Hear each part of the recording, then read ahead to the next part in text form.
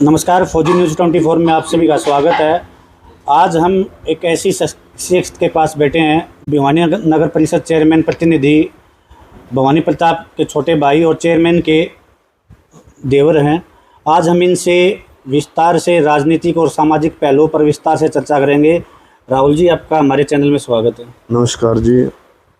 राहुल जी, पिछले काफ़ी दिनों से आपकी एक वीडियो काफ़ी सोशल मीडिया पे वायरल हो रही है, जिसमें आप सरेआम बोल रहे हैं कि जो भी भवानी प्रताप की तरफ या नगर परिषद की तरफ आंख उठाकर देखेगा उसको देख लिया जाएगा। लोग इसको एक धमकी भरे अंदाज में ले रहे हैं, तो हम आपसे पूछना चाहेंगे, क्या ये एक धमकी है या फिर एक पॉलिटिकल स्टंट है या फिर क्या है? आप इसको क्या मानते हैं? सबसे पहले आपके जितने भी दर्शक हैं, श्रोतागण, सबको नमस्कार। और सबको कहना चाहूँगा, ऐसी आज तक मैंने तो कोई बाइट या कोई भी इंटरव्यू या कोई भी वीडियो ऐसी बनाई नहीं है जिसमें मैंने कहा हो कि किसी को देख लूँगा या कुछ ऐसा कर दूँगा। बिल्कुल गलत बात है। 1% कोई तथ्य हो दिखाओ मेरे को।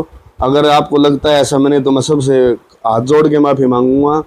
और ये बिल्कुल ही निराधार बात है कि मैंने आज तक किसी के बारे में ऐसा कहा हो। नगर परिषद का कार्यकाल है और लगातार अब खुलकर पार्षद भी उसके विरोध में आ रहे हैं और लगातार आरोप लगते रहे हैं कि नगर परिषद में लगातार घोटाले हो रहे हैं। अभी पीछे कुछ दिन पहले ही नगर परिषद के ईओ पर भी एफआईआर हुई है ज़मीन विवाद के ऊपर। तो इसके बारे में आप क्या कहना चाहेंगे? आपका और आपके परिवार का इसके ऊपर क्या स्टैंड रहेगा? देखिए जी, ऐसी नगर परिषद के ऊपर कोई एफआईआर वगैरह ऐसी तो कोई बात है नहीं। किसी भी विभाग में कर्मचारी होते हैं, पुलिस में भी होते हैं, अग्निशमन में भी हैं, परिवहन निगम में भी हैं। इसी तरह एक नगर परिषद भी एक विभाग है, उसमें कोई कर्मचारी कोई गलत करता है तो उस पर एफआईआर हुई है तो अच्छी बात है कि उन्हें गलत किया, एफआईआर हुई, वो भुगतेगा अपना। तो इसमें ना तो किसी पार्षद का, ना किसी अन्य प्रतिनिधि का, ना किसी अधिकारी का, या किसी आप चेयरमैन का या वाइस चेयरमैन किसी के कह नहीं सकते।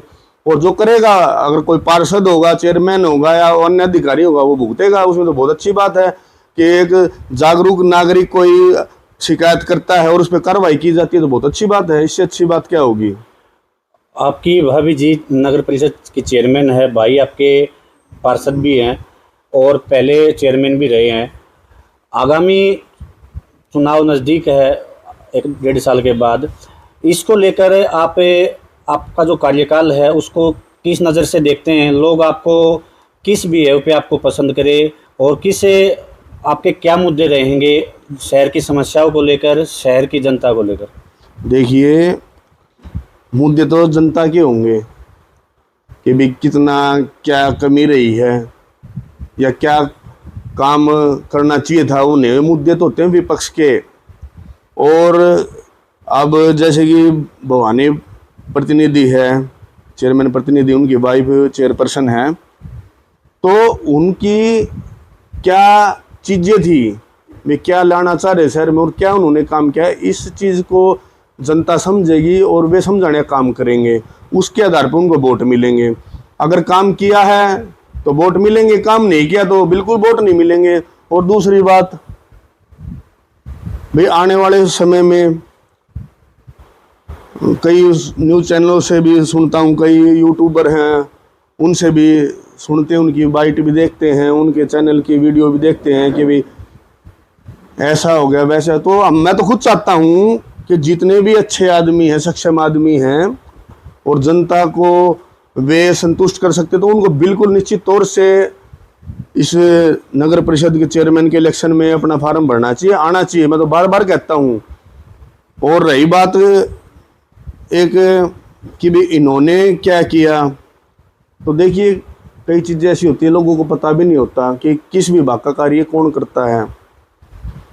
भिवानी शहर में मोस्टली मैं मानता हूँ एक सीवर की तो एक समस्या है विशेष रूप से। आज से नहीं, 40-45 साल, 42 साल से तो मैंने हो गया देखते देखते, 40 साल से वो है, बहुत पुरानी है। उसमें अब कह रहे हैं भाई एमपी जी ने और सरकार के कुछ तंत्र ने कुछ एक परियोजना लागू की है जो जल्दी ही अमली जामा पहनाया जाएगा, तो उससे सीवर की जो समस्या है उसका समाधान बहुत अच्छी बात है, होनी चाहिए।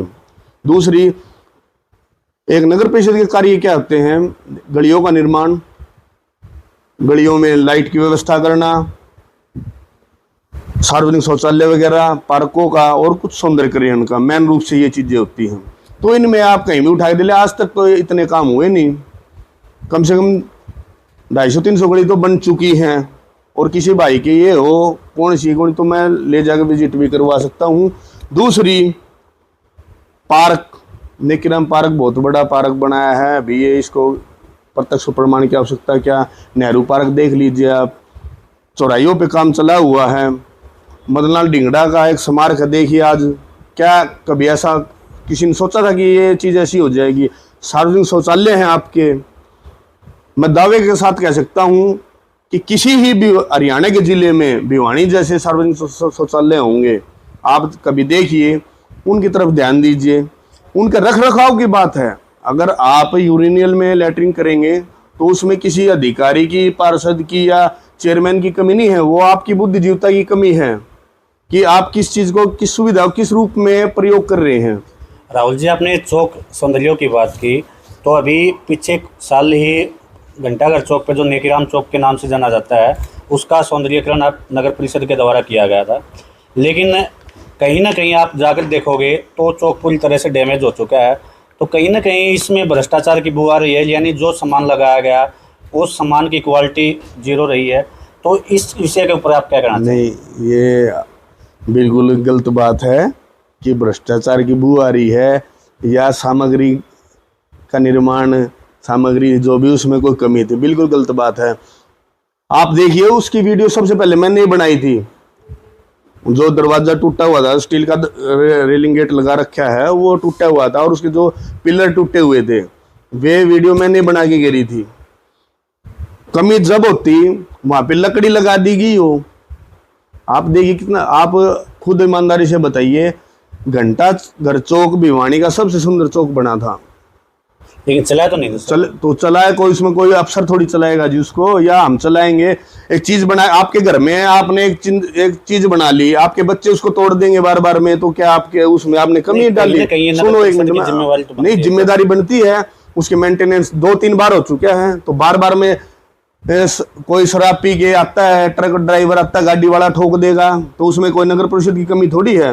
दूसरी, उस पर कितने होर्डिंग आप बांधे जाते हैं, लोहे के तार से होर्डिंग बांधे जाते हैं, किसी भी पार्टी के होंगे, किसी भी पार्षद के हों, किसी चेयरमैन के हों, वे गलत बात है बिल्कुल। उसको तोड़ते हैं तो टूट जाता है, बार बार अपील की जाती है, मत बांधो मत बांधो। तो इसमें आप दोष नहीं लगा सकते कि इसमें कोई घोटाला रहा, क्या था वो था।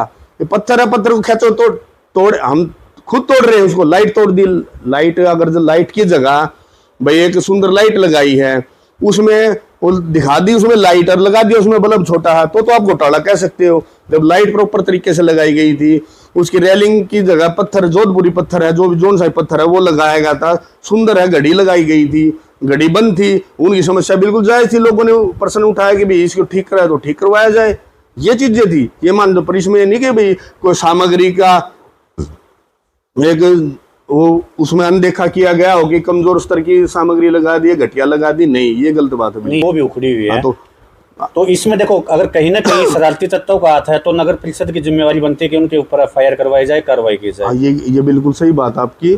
संबंधित अधिकारी को, पार्षद को, नगर परिषद चेयरपर्सन को बिल्कुल एफआईआर करवानी चाहिए। और मैंने तो मेरी वीडियो देखी है पहले, मैंने तो ये बहुत चीज पहले करी कि जो भी होर्डिंग है उस पर भी एफआईआर करवानी चाहिए, चाहे मैं भी खुद ना क्यों ना हूँ। तो कहीं ना कहीं हमारा भी दायित्व। तो कई सामाजिक संगठन है, वहां पे बैठ जाते हैं, अर्धनंगन होकर बैठते, नारेबाजी करते। चलो वे वो चीज नहीं कर रहे तो क्या उनका दायित्व नहीं बनता? वे भी जगा सकते, जगा तो कोई भी सकता है किसी को, अच्छे काम में तो कोई भी आगे आ सकता है। ये नहीं कि किसी की बुराई के लिए, चुगली करने के लिए या कमी निकालने के लिए ये संगठन होते हैं। सामाजिक संगठन का मतलब होता है जो चीज एक प्रॉपर तरीके से नहीं है उसके खिलाफ आवाज उठाना। बहुत अच्छी बात, उठानी चाहिए। तो ये उनकी भी दायित्व, हमारा भी दायित्व है और नगर परिषद का भी दायित्व है। राहुल जी, जैसे आपने बताया एफआईआर करानी चाहिए। अगर बात कर लें माल रोड की, माल रोड पे आप भी देखते हो, आप भी निकलते हैं, हम भी निकलते हैं, सीधा घंटाघर चौक से और रेलवे स्टेशन तक दोनों तरफ रेहड़ी पटरी वाले हैं। तो कई बार कई वीडियोएं भी वायरल होती हैं, कई लोग भी बोल रहे हैं कि नगर परिषद उनसे पैसा लेता है। उसका क्या सिस्टम है? क्या एक्चुअल में नगर परिषद ने उनको कोई लाइसेंस दे रखा है या क्या? देखिए, जो व्यक्ति ये कह रहा है कि पैसे लेते हो आगे है या रेडी वाला, ये तो आप भी पत्रकारिता कर रहे हो, तो आप मेरी बजाय उनसे ही पूछ लो कि भैया आप पैसे लेके खड़े हो या वैसे खड़े हो। ये तो मैं आपसे प्रश्न करता हूँ। देखो, आपकी बात बिल्कुल जायज़ है। अगर हम उनसे पूछते हैं तो वो कहीं ना कहीं, या तो ये भी हो सकता है कि उनको डर लग रहा है कि अगर हमने नाम ले दिया तो हमारे को यहाँ से हटा दिया जाएगा। नहीं, गलत बात है। अगर पैसे दे तो कैसे हटा देंगे? पैसे आप अपने से लगा लो, आप एक रेडी लगा लो, आपको कोई हटाने आएगा मान लिया, तो आप कैसे हटवा लोगे अपनी रेडी? आप सीधे कहोगे मैंने तो पैसे दे रखे हैं भाई, कैसे हटा लूंगा मैं? बिल्कुल। तो ये बिल्कुल सरासर निराधार बातें हैं। और ये जो आदमी ऐसे होते हैं, देखो जी, कई पार्टियों के वशीभूत होते हैं, कोई जाति पात के वशीभूत होते हैं। उनको देखो, कोई भी पार्टी है, कोई भी नेता है, कोई प्रतिनिधि चुन के आता है जब, तो उसका विपक्ष भी होना जरूरी होता है और होना भी चाहिए, पर सही सार्थक मुद्दों के लिए होना चाहिए। ये नहीं किसी को बदनाम करने के लिए, काम में कमी निकालने के लिए। अच्छा काम तो अच्छा ही बताना चाहिए, कमी लगती है तो कमी बताओ और उसको सहयोग करना चाहिए, भाई ऐसे नहीं ऐसे करो, तो अच्छी बात है। विपक्ष का ही महत्व है उसमें। और ना रंगला बातें हैं तो जी फिर वो एक दूसरे की टांग खींचने वाली बातें हैं, उसमें ना तो कि शहर को आगे बढ़ना, ना किसी अच्छी चीज़ को आगे बढ़ना। बिल्कुल। अगर बात कर लें अब राहुल राणा की, तो कल परसों आपने भी अपने पेज पर एक वीडियो डाली थी जिसमें पॉलीथीन रैपर नालियों में पड़े हैं और आप लोग निकाल रहे हैं। तो क्या ये करनी सेना की तरफ से देखा जाए या फिर कहीं आने वाले समय में राहुल राणा खुद किसी चुनावी मैदान में उतरने के लिए तो नहीं है? क्या समझा जाए? देखो जी, गलत कुछ चीज़ हो रही है, हम कर सकते हैं, हम सक्षम हैं तो कर देनी चाहिए। नालियाँ रुकी हुई हैं, लिकड़े तो हम भी गए वहाँ से, तो हम कोई परेशानी है। कोई भाई दूसरा नहीं कर रहा, कोई कर्मचारी नहीं कर रहा, तो हमने कर दी, कोई बात नहीं उसमें। और रही इलेक्शन की बात, काम करेंगे तो इलेक्शन भी लड़ेंगे और बिल्कुल लड़ेंगे, कोई दिक्कत थोड़ी उसमें।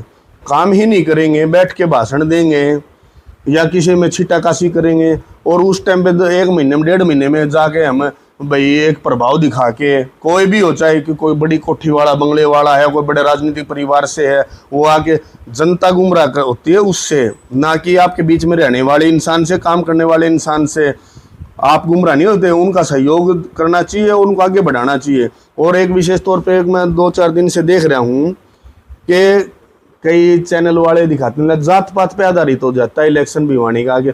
अरे जात पात तो पूरे हिंदुस्तान में चलता है, किसी में नहीं चलता। मैं तो पूछ रहा हूँ। दूसरी बात, भिवानी एक ऐसा जिला है जिसमें जात पात नहीं चल रहा है। आप किसी भी छोटे से बड़े चुनाव को उठा के देख लेना, भिवानी के अलावा हर चीज जात पात पे आके रुक जाती है। पार्टिकुलरली मुख्य रूप से किसी जात का नाम तो मैं लूंगा नहीं, भिवानी में कह देते हैं। भिवानी में भाई एक वो कल परसों एक बोल रही है एमसी, पूर्व एमसी भी नहीं, प्रतिनिधि, एमसी का प्रतिनिधि पूर्व का, वो बोले ना भाई भिवानी में जात पात पे आ जाती है।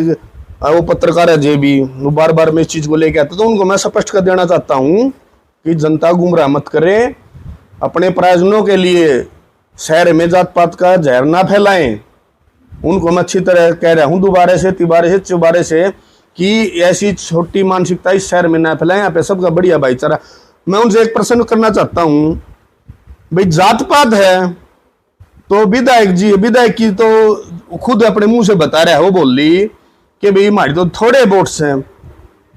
अगर जात पात होती तो थोड़े वोट वाला कैसे जीतेगा भाई? जो मेजोरिटी की कास्ट है वे जीतनी चाहिए। फिर तो ये तो सौभाग्य है कि अगर कोई कम वोटों वाला भी जीत रहा है, सारी जातों के वोट लेके तो जीत रहा है वो।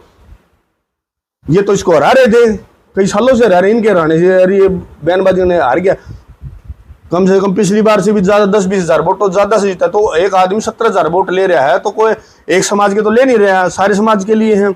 ऐसे ही आप उसमें आ जाओ, एमपी वाले में आ जाओ, चलो वो बड़ा लेवल का, उसमें धर्म के नाम की कह देते हैं जो अपोजिशन वाले होते हैं। ऐसा नहीं होता। जिस आदमी की जो छवि होती है, जैसे उसके कर्म होते हैं, जनता का साथ उसका जो रवैया होता है, उसको देख के कोई वोट देता है।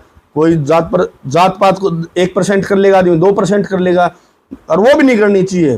क्योंकि जो काबिल आदमी है, एक दूसरी जात का तो आपके हर टाइम काम आए, और एक आपकी जात का आपका काम में नहीं आए, उसमें चाहे मैं भी क्यों ना हूं, तो फिर क्या फायदा उस चीज का? वो जात पात है।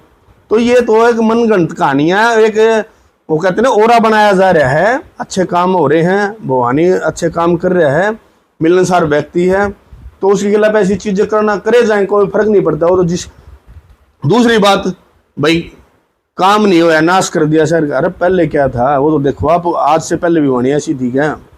मदनलाल चौक देखो, ढींगड़ा जी स्मारक है जो, वो ऐसा ही था क्या?